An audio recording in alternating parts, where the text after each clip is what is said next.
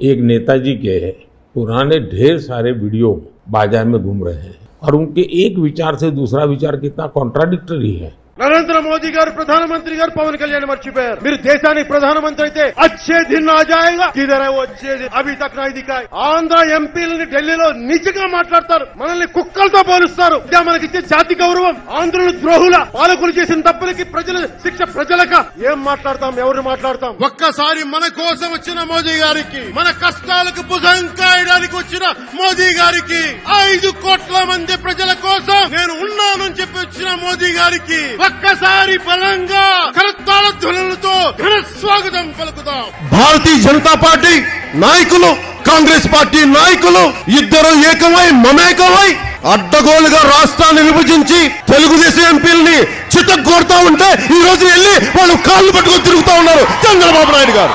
ఏం మాట్లాడతాం వీళ్ళ గురించి? పౌరుషం లేదా మీకు? ఆత్మ గౌరవం లేదా? సిగ్గు లేదా? శరం లేదా? ఏం లేదు మీకు?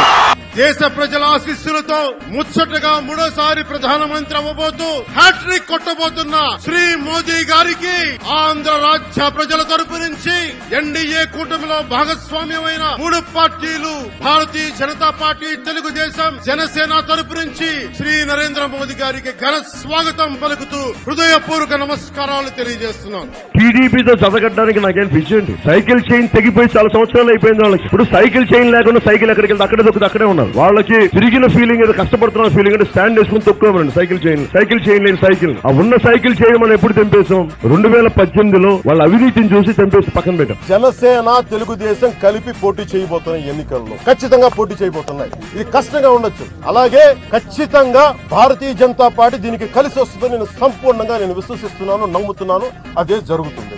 టీడీపీ వాళ్ళు ఏమంటారు?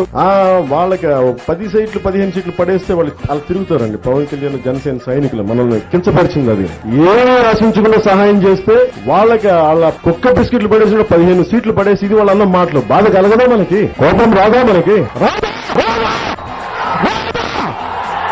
వస్తుంది। పొత్తులో భాగంగా నేను 24 స్థానాలు తీసుకున్నా। ఇంతేనా అంటున్నారు? 24ఏనా? ఇంతేనా? మనోళ్ళు కాదు, అవతలి వాళ్ళు, వాళ్ళకి తెలియట్లా। బలి చక్రవర్తి కూడా వామనుణ్ణి చూసి ఇంతేనా అన్నాడు। అంకెలు లెక్క పెట్టదని చెప్పండి ఎవరిని।